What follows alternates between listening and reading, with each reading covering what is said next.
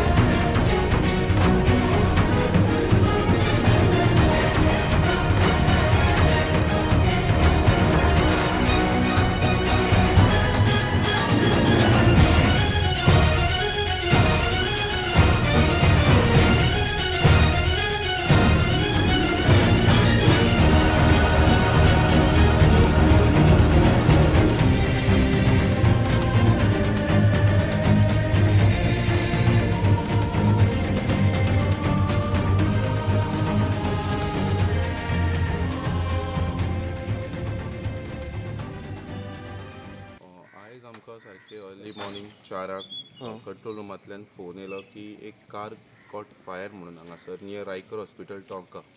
Immediately म्हाजी first turn out vehicle of पणजे fire station तेंच्यांनी इमिजिएटली टर्न आउट केलो आनी ते पॉयंटार पावले. पॉयंटार पावतना तेणी पळयलें की एक सिडान गाडी आहा. सो ती एक होंडा सिटी आसपाक शकता.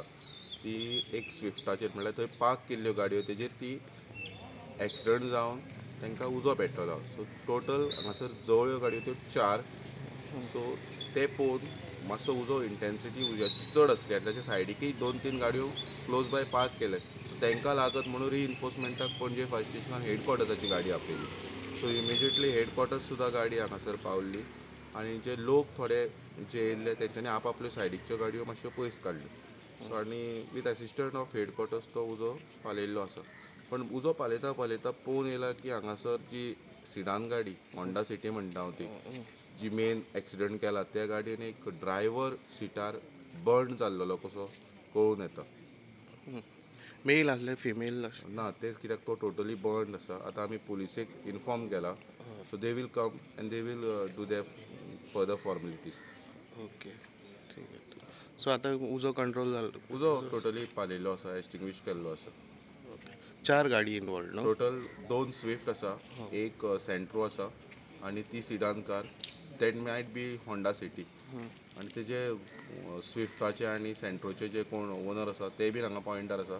तांकां आमी फॉर्मेलिटी कितें ती सांगला बिकॉज तेंचे कितें इन्शुरन्स आसा जाल्यार तांकां आमी फायर रिपोर्ट इशू करता. रिजन कितें तुमी कन्क्लुजन काढला. Reason see at the scene जेन्ना तूं हांगासर पळयता तेन्ना दिसता की जी होंडा सिटी आसा ती एक्सिडंट तेणी केल्लो फाटल्यान स्विफ्टाची गाडी डॅश कित्याक स्विफ्टाची गाडी आहा ती सारकी compound wall near by compound आसा तेका तेकलेली आसा. आनी वीथ दॅट एक्सिडंट जो इम्पॅक्ट जावन एक कितें स्पार्क येयला तेतून तो उजो लागपाक एक हे आसा संभावना आसा. ती गाडी गोंयची ती गाडी आसा सिडान ती MH रजिस्ट्रेशन आसा. बाकीच्यो तिनूय गाडयो आसा त्यो गोंयच्यो आसा. Okay thank you sir. ओके. तुमचें नाव कितें? माझे नाव रुपेश सावंत. हांव स्टेशन फायर ऑफिसर इन्चार्ज पणजे fire station. Thank you sir. Early Panaji police station में अर्ली मॉर्निंग का इंसिडेंट है. एक कॉल आया था कि गाड़ी में आग लगा हुआ है, तो फायर ब्रिगेड आ गया. हमारा police vehicles also reached and it was found that the vehicle was on fire.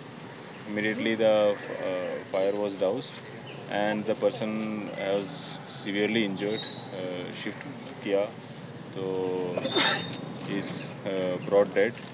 Basically the number it is a Honda City vehicle with registration Maharashtra, और जो ड्राइवर था उसके आईडी कार्ड से हमें पता चला it is belongs to the ID card belongs to Sujay Sameer Surlekar. So we are further investigating the case, the matter. We will just see what happens. Prima facie it seems like the vehicle came in a speed and dashed at the vehicles here. So अभी CCTV और देखेंगे and we will. उनके परिवार को पता चल गया sir? That or the information or less. The guy is from where? He is from local? Basically he seems to be a Maharashtrian. ID card and all belongs to Maharashtra. थाने का है, ठीक है ना, नवी मुंबई थाने महाराष्ट्र का. It is also said like he has a flat in Old Goa as well. अभी just incident अभी हुआ. This is just from the ID cards. Once the family comes here, we'll get to go more details. Sorry? Age? Age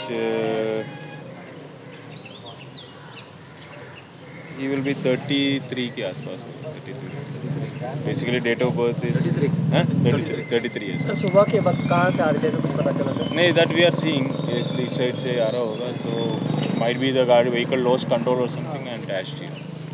It's all, we will see the CCTV cameras and then we will finalize what has happened. But prima facie it seems like the vehicle was in a speed and rammed here. These three vehicles were parked. So the other vehicles have also got fire. And जिस गाड़ी ये Swift का गाड़ी है वो actually आगे जाके वो फेंस में लगा भी है. तो it seems primarily seems like it is a rash driving. So what case has been registered? Now we will take us in inquest proceedings. Okay, so once inquest proceedings में we will do further investigation and if at all any suspicion or doubt play, then only we will take it as a cognizable. That is why it will be a section 174 CRPC. बागा येथील कथित सामूहिक बलात्कार प्रकरणाला वेगळंच वळण मिळालंय. खुद्द पीडित महिलेनं आपल्यावर बलात्कार झालाच नसल्याचं सांगितलंय. पाहूयात. पर्यटनासाठी प्रसिद्ध असलेल्या बागा येथे 18 ते 20 फेब्रुवारी दरम्यान एक धक्कादायक प्रकार घडल्याची माहिती समोर आली होती. पश्चिम बंगालमधील एका मनोरुग्ण महिलेवर सामूहिक बलात्कार झाल्याची घटना उघडकीस आली. या प्रकरणी कळंगूट पोलिसांनी अज्ञाताविरोधात गुन्हा दाखल केलेला. दरम्यान महिलेने या प्रकरणी न्यायदंडाधिकाऱ्यांसमोर जबानी दिली आहे. महिलेने कथित सामूहिक बलात्काराप्रकरणी न्यायदंड अधिकाऱ्यांसमोर जबानी दिली असून तिच्यावर अत्याचार झाला नसल्याचं महिलेने म्हटलंय. त्यामुळे महिलेवर बलात्कार झाला नसल्याचं स्पष्ट झालंय. प्रकरण समोर आल्यानंतर तपासासाठी ही केस पणजीतील महिला पोलिसांकडे वर्ग केली होती. महिला मनोरुग्ण असल्यानं तिचा गैरफायदा घेतल्याचा संशय पोलिसांनी व्यक्त केला होता. दरम्यान महिलेने असं काही घडलं नसल्याची जबानी आता दिली आहे, अशी माहिती उत्तर गोवा पोलीस अधीक्षक नितीन वाल्सन यांनी दिली आहे. 30 of 2023 this year, in which there was an allegation by a psychiatrically disabled lady that she was sexually assaulted at different locations in Kalangot area. On the basis of that complaint, we had registered an FIR of 376D and we had taken up the investigation. All the procedures were followed. Now the latest update is the lady, the victim, was asked to give her statement before magistrate under section 164 CRPC, in which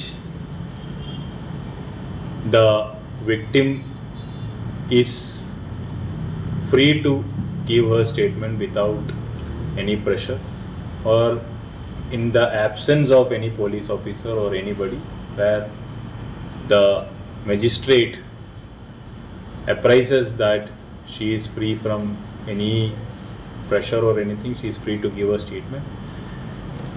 She is appraised initially before giving the statement, and in that statement the victim has stated that nothing has happened to her. She has having some mental instability which our doctors in the IPHP has treated, and she has ascertained that she is mentally fine and no incident of the sort which she had alleged in the FIR has not happened. So the allegations of gang rape which was there as of now could not be substantiated. Adding to that point, we asked her sister also to come and help her. The sister came all the way from Delhi and she came here, and she has also was part of the investigation, in which the sister said she had issues of psychiatric problems initially also, in which she used to have some hallucinations, and she was married and having a kid, and kid is staying with the sister. So the sister has been asked to take care of that.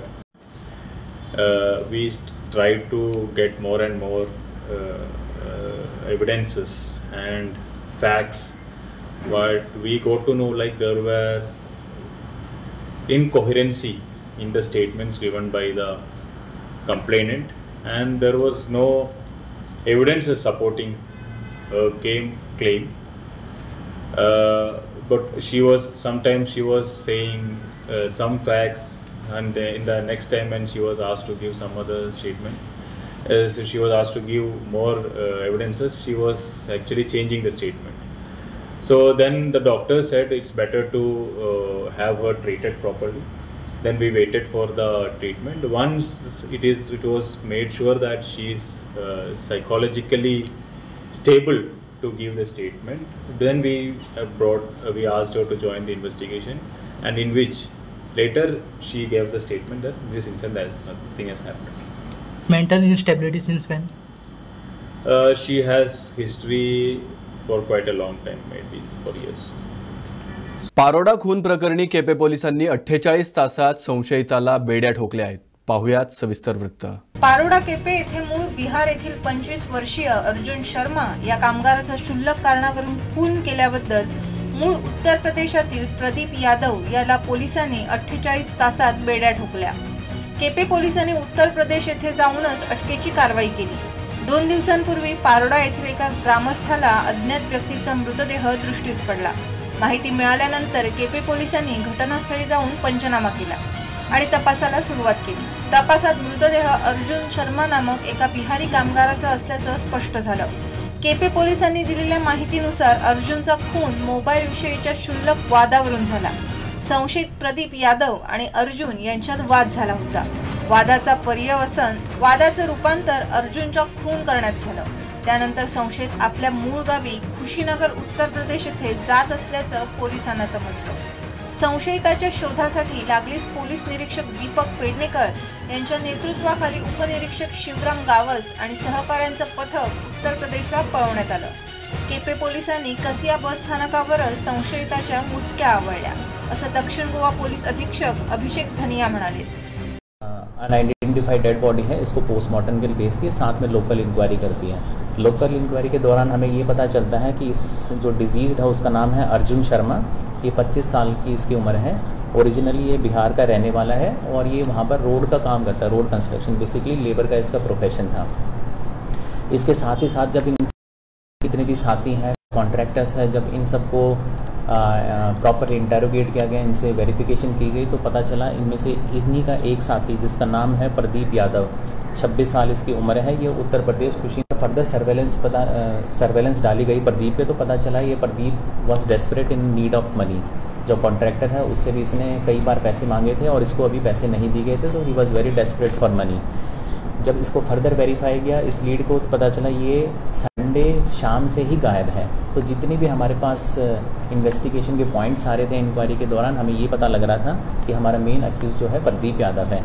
इसी के तहत इस पर technical surveillance और physical surveillance हमने mount की, और एक inter state Chase के दौरान, जिसमें ये क्योंकि ये मंडे को ही यहाँ से गोवा से निकल गया था मुंबई से फिर ये यूपी की तरफ जा रहा था। इसी दौरान हमने अपनी टीम को तुरंत गोवा से रवाना किया और कुशीनगर पहुँच के लोकल पुलिस स्टेशन की टीम से इस अक्यूज प्रदीप यादव को तुरंत जो है गिरफ्तार किया गया।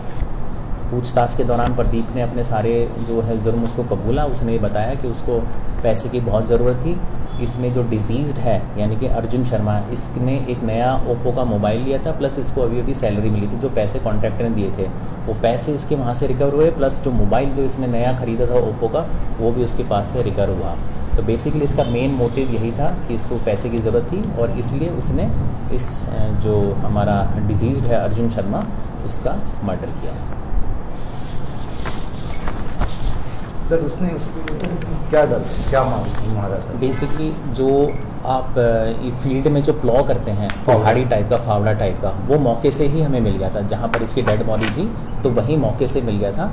उसने पीछे से उसके सर पे हिट किया था और एक हिट किया था, बट इट वाज वेरी फेटल और उसकी वहीं मौके पे डेथ हो गई थी। और उसके बाद डेथ के बाद इसने इस डिजीज़ की बॉडी को एक पास में एक नाला से झरना है वहाँ पर इसको डिकम्पोज करा ताकि ये लोगों की नज़र से दूर रहे। इसलिए ये 24 घंटे तक इसके बारे में किसी को पता नहीं चला था। नमस्कार, मी आहे पेडणे पोलीस स्थानकाजवळ. पेडणे पोलिसांनी यूपी इथल्या एका युवकाला काल पेडणे रेल्वे स्थानकाजवळ अटक करण्यात आलेली. त्या युवकाकडे 2 किलो 410 ग्राम गांजा मिळाल्यानंतर त्याच्यावर कारवाई करून त्याला ताब्यात घेण्यात आलेले आहे. एकंदर त्या गांजाची जी किंमत आहे 2.5 लाख रुपये किंमत आहे. आणि जे पेडणे पोलीस निरीक्षक दत्ताराम राऊत, हरीश वांगणकर जे PS आहेत, त्याचबरोबर त्यांची जी टीम आहे यांनी मिळून ही कारवाई करण्यात आलेली आहे. एकंदर गांजा आणि ड्रग्सचे जे केसेस आहेत दिवसांदिवस वाढत आहे. त्याचबरोबर पेडणे पोलिसांनी जे आहेत काल पेडणे रेल्वे स्थानकाजवळ त्या युवकाला ताब्यात घेतलेलं आहे. त्या युवक UP इथला युवक असून त्याचं नाव ब्रिजेश रामदेव असं त्याचं नाव आहे. एकंदर त्या युवकाला आता सध्या ताब्यात घेऊन त्याची पुढील जी कारवाई आहे पेडणे पोलीस निरीक्षक PI जे आहेत दत्ताराम राऊत आणि त्यांची जी पूर्ण टीम जी आहेत करत आहेत. मी मकबूल माळगीमनी, गोवनवार्ता लाईव्ह, पेडणे. आता एक महत्त्वाची बातमी. ATM कार्ड इंटरनेट बँकिंगद्वारे फसवणुकीचे 322 प्रकार उघडकीस आले आहेत. 2 वर्षात गोयकरांना 1.11 कोटींचा फटका बसला आहे. पाहुयात सविस्तर वृत्त. कोरोना आणि लॉकडाऊन दरम्यान वाढणारं सायबर क्राईम आणि फसवणुकीचे प्रकार मोठ्या प्रमाणात वाढले आहेत. बँक खात्यातून पैसे काढून घेण्यासाठी हॅकर्सही वेगवेगळ्या पद्धती अवलंबत आहेत. अशा परिस्थितीत आपण इंटरनेट बँकिंग आणि मोबाईल खूप सावधगिरीनं बाळगणं गरजेचं आहे. गेल्या 2 वर्षात राज्यात ATM कार्ड्स तसंच इंटरनेट बँकिंगच्या माध्यमातून एकूण 322 फसवणुकीचे प्रकार घडले आहेत. त्यात नागरिकांना 1.11 कोटींचा आर्थिक फटका बसला आहे. केंद्रीय अर्थ राज्यमंत्री भागवत कराड यांनी लोकसभेतील लेखी प्रश्नाला दिलेल्या उत्तरातून ही माहिती समोर आली आहे. क्रेडिट कार्ड, डेबिट कार्ड तसंच इंटरनेट बँकिंगच्या माध्यमातून गोव्यातील अनेक नागरिकांना गंडा घातल्याची प्रकरणं गेल्या काही वर्षांपासून सातत्यानं उघडकीस येत आहेत. 2020-2021 मध्ये राज्यातील 133 नागरिकांना अशा प्रकरणातून 42 लाखांना फसवण्यात आलंय. तर 2021-22 मध्ये 189 जणांना 69 लाखांचा गंडा घालण्यात आलाय, असं कराड यांच्या उत्तरातून दिसून येतंय. ATM कार्ड आणि इंटरनेट बँकिंगच्या माध्यमातून सर्वाधिक फसवणूक झाल्याची प्रकरणं गोव्या शेजारील महाराष्ट्रात उघडकीस आली आहेत. तिथे 2021-22 मध्ये अशा प्रकारची 26,844 तर 2021-22 मध्ये 26,085 प्रकरणं समोर आली आहेत. त्यानंतर राजधानी दिल्लीमध्ये 8,003 आणि 8,075, हरियाणामध्ये 5,724 आणि 5,508, तमिळनाडूमध्ये 5,700 व 5,322 आणि गुजरातमध्ये 4,715 व 2,883 या राज्यांचा क्रमांक लागतो. असं भागवत कराड यांनी उत्तरात म्हटलंय। अशी प्रकरणं रोखण्यासाठी रिझर्व्ह बँक ऑफ इंडियानं देशातील सर्व बँकांना ग्राहकांची माहिती गोपनीय ठेवण्याचं तसंच सायबर फसवणुकीबाबत ग्राहकांना जागृती करण्याचे निर्देश दिले आहेत। याशिवाय बँक आणि ग्राहकांसाठी इतर मार्गदर्शक तत्त्वही जारी करण्यात आली आहेत, असंही कराड यांनी म्हटलंय।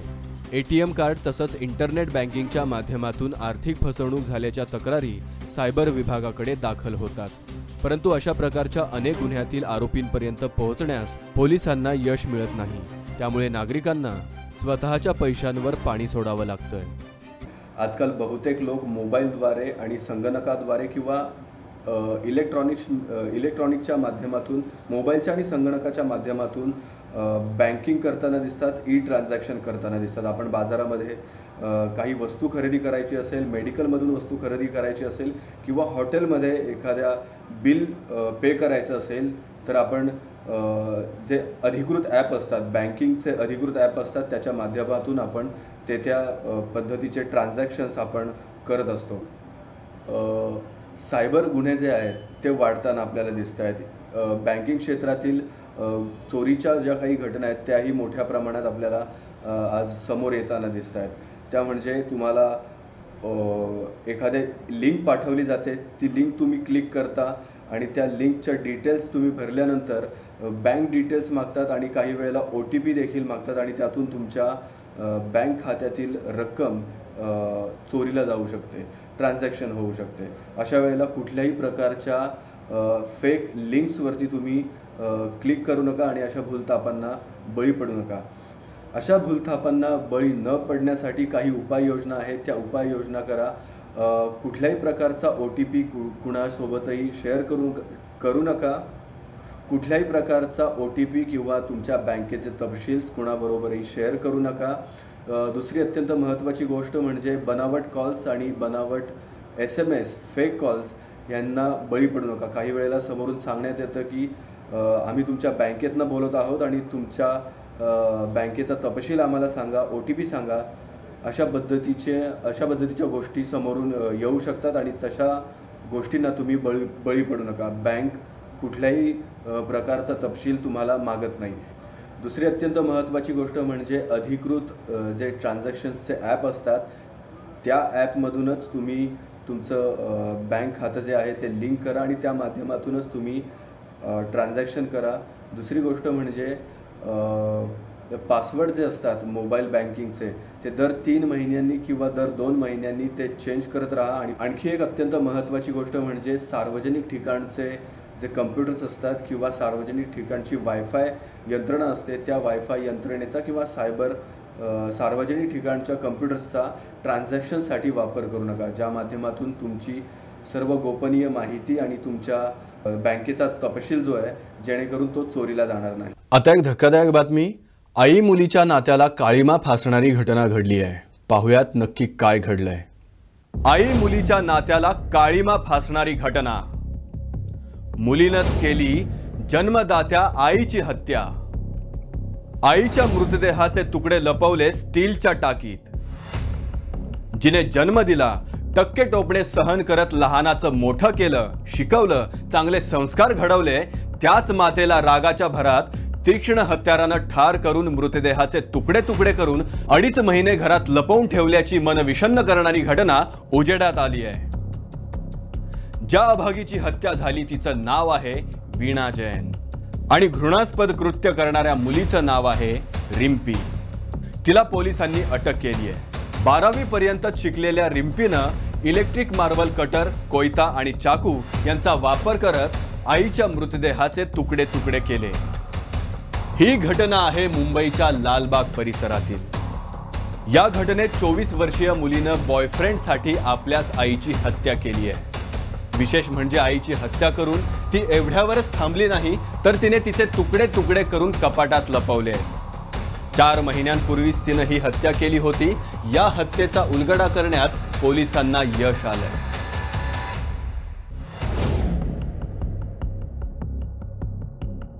मुंबईत राहणाऱ्या रिम्पी जैनचे 2 बॉयफ्रेंड होते। याच बॉयफ्रेंडवरून रिम्पी आणि तिची आई वीणा यांच्यात नेहमी भांडणं व्हायची।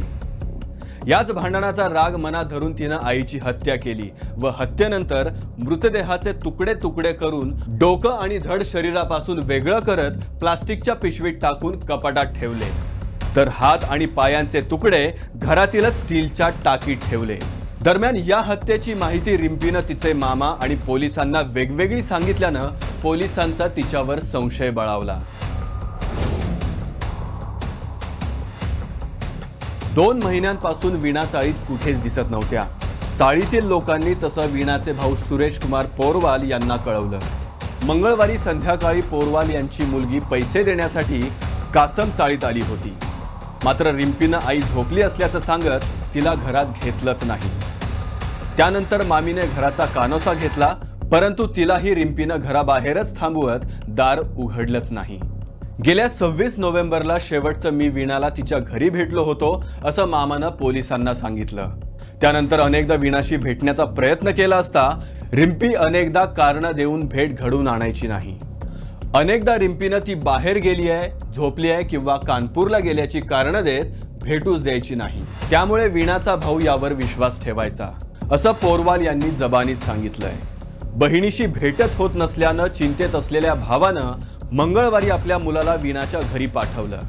त्यावेळेस रिम्पीने त्याला घरी येऊच दिलं नाही। संशय आल्यानं पोरवाल यांच्या मुलानं दरवाजा तोडून खोलीत प्रवेश केला, तेव्हा वीणा तिथे दिसल्याच नाही। आई कानपूरला गेल्याचं रिम्पीने सांगितलं, त्यामुळे संशय आणखीनच बळावला आणि त्यांनी काळा चौकी पोलीस ठाण्यात तक्रार दाखल केली।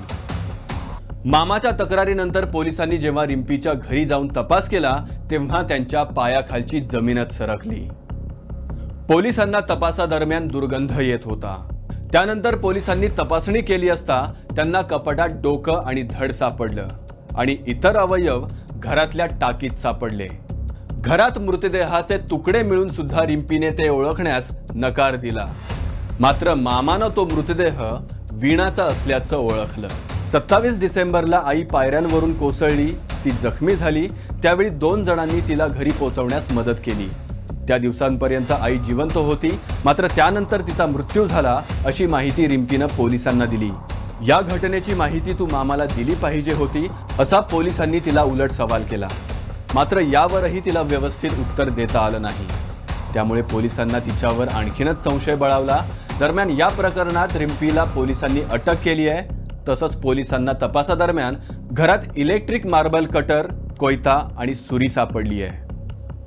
वादातून मुलीनं आईची हत्या केल्याची माहिती समोर येते आहे, मात्र यामागे आणखी काही कारण किंवा इतर कुणाचा सहभाग आहे का?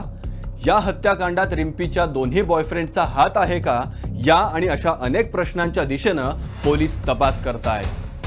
ब्युरो रिपोर्ट, गोवन वार्ता लाईव्ह। वार्ता गोव्याची मध्ये आता वेळ झाली इथेच थांबण्याची। उद्या पुन्हा भेटू नव्या घडामोडींसह। तोपर्यंत बघत रहा गोवन वार्ता लाईव्ह, नातं गोव्याचं, देणं मराठीचं।